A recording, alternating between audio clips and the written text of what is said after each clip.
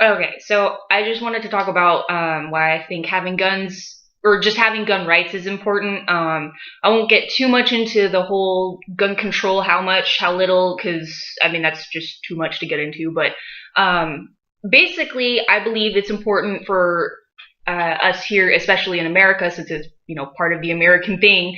I think it's very important for us to have gun rights.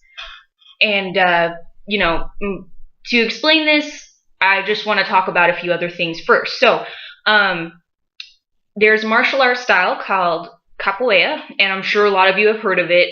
It's a dancing slash game slash martial art. So Capoeira, from my understanding and from what I've read, and I'll include some links to the histories of them of this stuff that I'm going to talk about.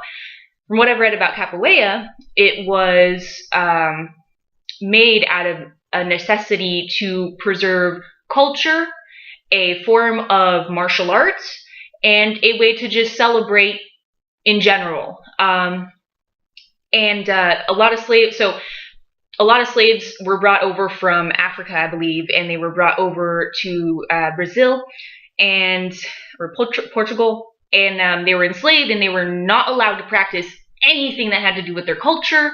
They were not allowed to practice any sort of martial art, self-defense, nothing. They could not fight. They were not allowed to. If they fought, they would probably, I'm sure, be killed or whatever, something punished. So Capoeira sprung out of a necessity to have a martial art style and a need to preserve their culture. So those are two very important things: preserving culture and a way to defend yourself.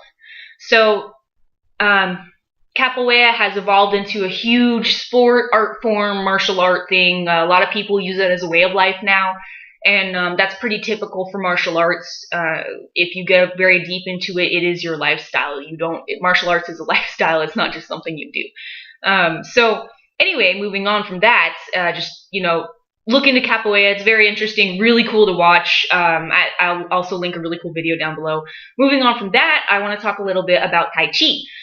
Tai Chi is a martial art from China, and the thing is, a lot of people don't see it as a martial art because most of the time when you see it practiced, it's by a bunch of old people in a park, and they're really cute, and they're all like, moving really slow, peaceful. Tai Chi is a martial art form that is about benefiting your chi flow, your health, but it is still a martial art form. And what I mean by that is that when you see people like the old people practicing Tai Chi in a park, they're practicing it in the way that it was meant to be practiced, as far as a healthy lifestyle, like for your health. And it does have some health benefits. You look into it. I'm sure it strengthens some muscles. It probably helps with your energy flow if you believe in that stuff. So anyway, Tai Chi, when sped up and with the proper force applied, is a very effective martial art form. It doesn't focus too much on straight up striking and just like going in and bah, bah, bah, bah. It focuses very much on redirecting. So if someone comes in to punch you, you're not just going to block the punch. You're going to go like that. You're going to move to the side, get out of the way, come in from a different angle, and try and disable the person. There are strikes in Tai Chi because it's necessary for a martial art form. However, the strikes are always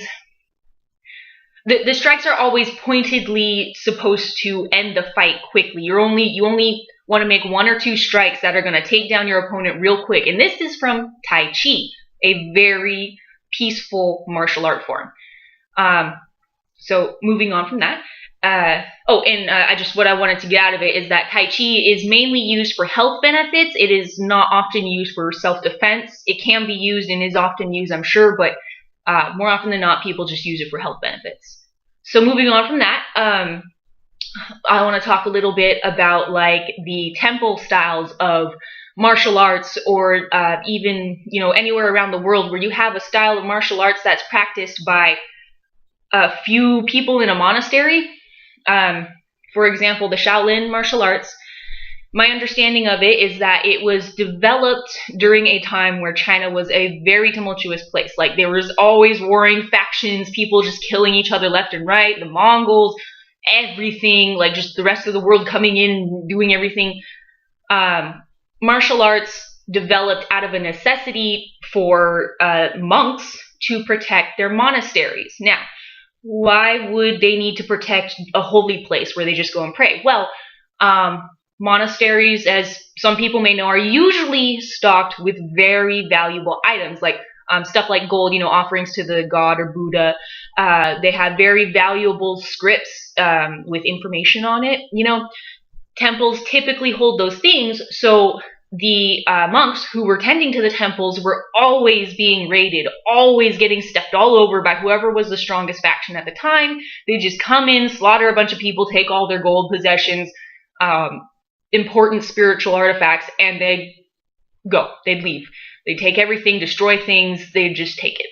So the martial arts, there's a lot of talk that it may have actually originated from India, from a guy who traveled up into China, but wherever it originated from, they adopted it as their way of self-defense. Shaolin martial arts is a very powerful martial art. You can easily kill someone with it, no mess kind of thing. But do the monks go out and wage war on people? No. They use it to defend themselves and their culture and where they live. They use it for defense. And on top of that, it has become part of their life. It is literally their lifestyle to want to achieve the peaceful state of Buddha. And so Shaolin monks do this through practicing Shaolin, a self-defense martial art. Or, it can be used for offense, but most martial arts are generated out of a necessity for self-defense. Moving on from that. Okay, so this kind of brings me to what I was trying to get at as far as guns and gun rights and all that stuff. So I think it's very important, especially here in America, for everybody to have a gun and be able to defend themselves regardless of the situation. Yeah, sure, maybe some people shouldn't have guns. Maybe there could be a better vetting process. Like I said, I don't want to get too much into that. I don't know too much about how that works yet. I haven't researched it very well. However, the reasoning for having the Second Amendment has not changed. And in fact, honestly, I feel like it's more relevant now than it has been in a couple decades, maybe a while, So they made this right so that the citizens of this ruling power would have the ability to defend themselves against tyranny or just against things in general. There are, the whole idea was that as a human being, your basic right given to you, by the higher power or something, is that you are allowed to defend yourself. So if the government has guns, and the government is a very well-funded mafia or criminal organization for all intents and purposes, it's very important that its citizens are able to get a hold of similar weapons, self-defense items, but weapons. It's very important that its citizens can defend themselves against whatever the government would bring against them. Obviously, having tanks and tow missiles and everything everywhere, that's not going to happen.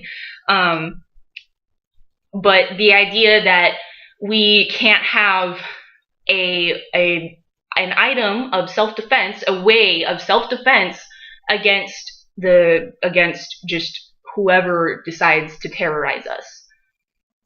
So, for example, guns are part of the American culture.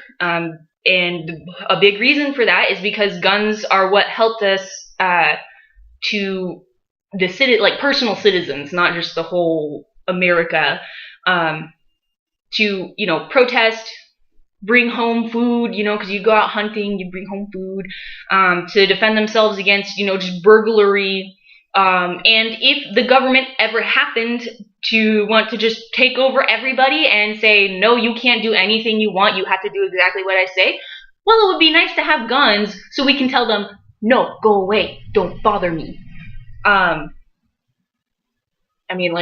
just my basic, the whole basic idea of that right was to be able to defend yourself against tyranny. The other things that came with it are just extra benefits, like personal self-defense. If you live out in the middle of nowhere, you're probably going to be hunting for your food. So guns make hunting a lot easier, a lot more quicker, a lot less dangerous.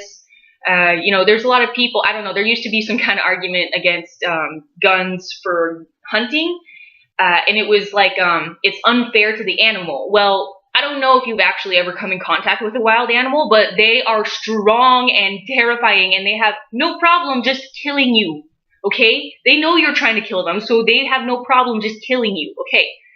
Guns make it easier for us as tiny, itty-bitty human beings to take on a 300, 400-pound deer, or, they're probably closer to a ton or something, that kind of thing. Like, it makes it easier for us to go out and have to go up against an actual biological predator like a wolf. I mean, technically human species is a predator species, but a wolf has a few more physical advantages over us. I would probably want a gun to face a wolf.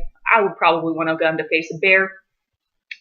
That's obviously for people that live out in the middle of nowhere, but, you get into the inner cities and stuff, or even in just farming communities, guns are super, super beneficial to you, Inner cities, there's all kinds of crime, so the gun is a pretty good way to equalize yourself with the criminal with the other gun.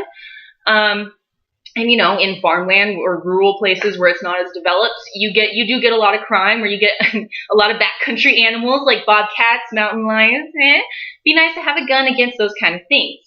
So, in the end, the Second Amendment really is a way to give the U.S.'s citizens the ability to defend themselves against a tyrannical government, but people use guns for a lot of different reasons, and not all of them are bad. I would say actually most of them are pretty cool, and pretty fun, and useful. I don't know. If you haven't shot a gun, please go find an instructor. Go to a gun range. They have instructors there. Shoot a gun. It's really fun, and I think anybody could benefit from knowing how to handle a weapon of self-defense.